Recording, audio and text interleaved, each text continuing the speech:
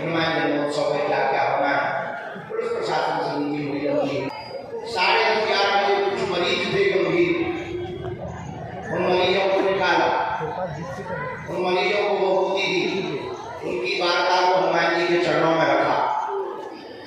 12 साढ़े 12 बजे तक करीब नेताजी का वक्त है, रुक तो फाड़ जो पूर्व समय दे दिया था पहले, तो अपने समय के अनुसार आए।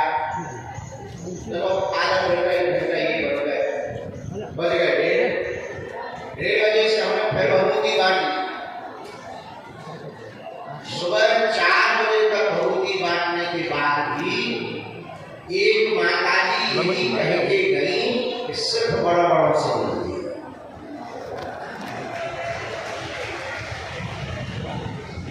हमको वही मन हुआ कि आप आत्महत्या कर लीजिए, और हमें गोली दे दी, दूसरे पास की गोली नहीं। तब हमें बड़ी हंसी आई, क्या अद्भुत जमाना आया रे, देख तमाशा क्या है। जिनके लिए दिनों रात खपा है वही कह के जा रहे हैं।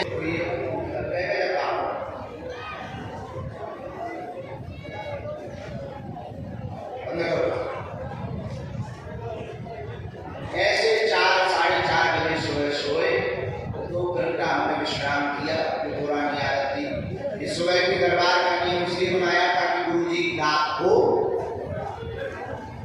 सो पाए, ऐसे ही ना। लेकिन धन्य है भागवत की माया,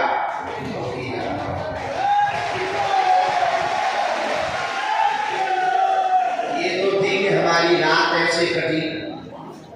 इसकी बात एक बहुत विनम्रतापूर्वक हमको निवेदन करना चाहिए। आप बहुत कष्ट के साथ, बहुत पीड़ा के साथ बागेश्वर धाम पे आते हैं, बहुत मुश्किल से समय लेकर के आते हैं।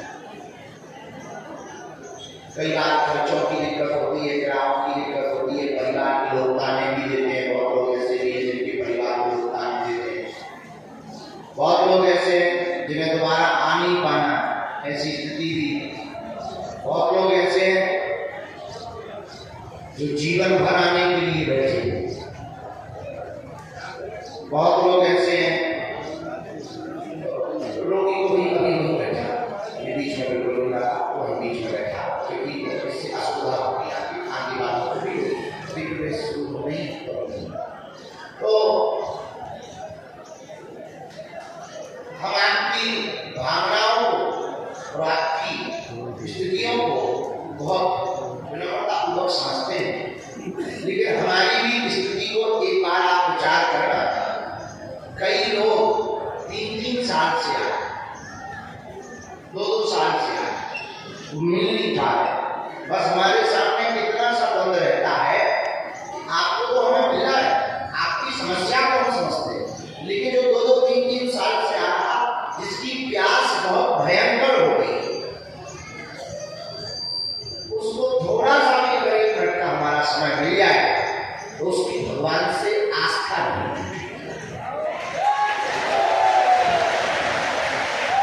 उसे भगवती बार मिल जाएगी। और तय ये है, पर्चा से कल्याण नहीं होता, भगवती ही चमत्कार कर रही है। लाखों लोग हमको तो लोग मिलते हैं, अब तुम्हें मिलते कि नहीं मिलते वो बात अलग है, अपने अपने खोजने की बात है। जिससे जो खोजो मिलता है, मार्केट होता है तो मार्केट में जो भी खोजो वो प्राप्त होता है। ऐसे ही दरबार है, दरबार में जो खोजो नकारात्मक सकारात्मक तो समझ जाएंगे।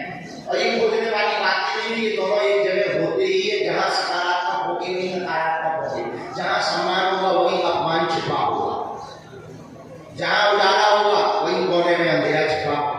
भाई कोने में अंधेरा भागता नहीं, लाइट बंद कर दो तुरंत सामने आ जाए, ये स्वाभाविक है, वो छिपा रहता है। सब लोग उन्नति पा सकते हैं, जैसे हम कहते हैं ना कि सब लोग संकट मुक्त हो सकते हैं। तो कोई पूछे कि अगर सब लोग संकट मुक्त हो सकते हैं तो हुए क्यों नहीं? तो उस महात्मा ने कहा कि तुम हमसे क्वेश्चन करने की बजाय जिस गांव में बैठे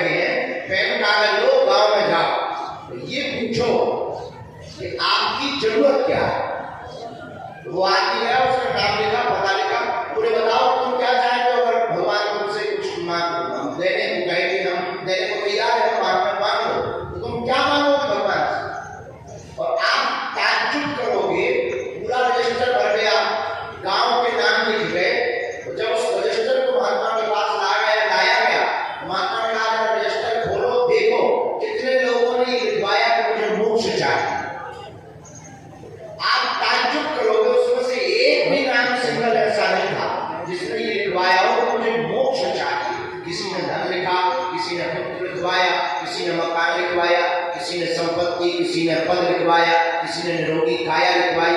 तब उस महात्मा ने बहुत मुस्कुराते हुए कहा कि मैंने ये तो कहा कि मोक्ष सबको मिल सकता है, लेकिन मोक्ष सब पा सकते हैं, लेकिन मैंने ये कभी नहीं कहा कि पाना कौन कौन चाहेगा।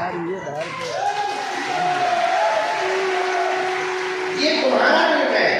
वही हम तुमसे कहना चाहते कि हम ये गारंटी के साथ कहते कि तुम यहाँ आए हो तो संकट मुक्त तो होकर के ही रहोगे। तुम बालाजी को पा जाओगे, तुम सन्यासी बाबा को पा जाओगे। बस बात ये है अब इनमें से वो कौन है जो पाना चाहता है। नहीं पता लगा तो उसका नाम भरत प्रसाद। हमने तो एक दिन बैठे बैठे विचार किया कि हम जिनके पास रहते उनके पास तो भूत पिशाच निकट नहीं आते और 24 घंटे हम उनमें रहे। किसी को लगता है कि इनके पास ऐसा देवता है जो सामने बैठता है, किसी को लगता है कि इनके पास ऐसी तरकीब है कि ये दिमाग पढ़ लेते। सच ये है कि हमने कोई पढ़ाई नहीं की कि हम दिमाग पढ़ रहे, तो दिमाग पढ़ ले उसके लिए आदमी सामने जरूरी है। हमारा वाईफाई में ऐसा है कि आदमी ना भी हो तब भी वाईफाई को बताते कार्ड आएगा सबको बताते तो स्टाफ इसीलिए खड़े कल भगा दिया सबको एक दिन लगेगा। आप क्या मानते हैं आपका विषय? हम इतना मानते हैं कि हमें तो गुरु के द्वारा हनुमान जी के द्वारा जो सिद्धि जीवन शक्ति प्राप्त हुई है, कृपा प्राप्त हुई है, आपको सिर्फ ये बताना चाहते हैं कि हमने जितना जाना, जितना समझा, जितना आप लोगों को पढ़ा वो यही पढ़ा कि कई बार आपकी भक्ति और आपका समर्पण सिर्फ अस्थायी होता है, दिखावा के लिए होता है। गुरु जी का ध्यान हमारी तरफ जाए। जैसे कल हम भगवती बांट रहे थे, एक भूतनी आई, जिंदा नहीं उसको सवार। अब भूतनी सवार थी कि नहीं थी, वो भूतनी आई। अब वो भूतनी आई और उस भूतनी को ये पता था कि रेल में कर जाने से गुरु जी के नजदीक पहुंच जाएंगे। वो नजदीक आई, हमने भूतनी से बात की, उनकी क्या बात है, काले जी खाएगी। वो भूतनी आगे आके बैठ गई, नागेश्वर बाबा मुझे देख, मेरा पर्चा बना। भूतनी को बड़ा क्या है, पर्चा के बारे में ये भी जानती है। हमें हंसी इस बात पे आई कि जिंदा लोगों में तो अपना ट्रेंड है पर्चे का, मरों में भी ट्रेंड चल रहा है। हमें हंसी आई, लेकिन अब बहुत ज्यादा नहीं। पर ये सब सारी चीजें जब हम लोग कहा ठीक है चुप है, सामने कर दिया ना, भूतनी आएगा काम करना मैं बाजार में ले तो कहा किसी बाहर करो, बाहर करने के नाम पर भूतनी और आए हुए। ठीक कई बार अब जो हमें जाना वो हम आपको कहना चाह रहे हैं, कई बार आपकी भक्ति, आपका समर्पण इतने के लिए होता है कि गुरु जी हमें देखें या गुरु जी हमें समझे या जाने या हमारी हमें समझे। हम आपको प्रिय आत्माओं, हमारे प्रिय लोगों, हमारे प्रिय बैठे हैं कि आपको वो प्राप्त हो जाए जो हमने पाया।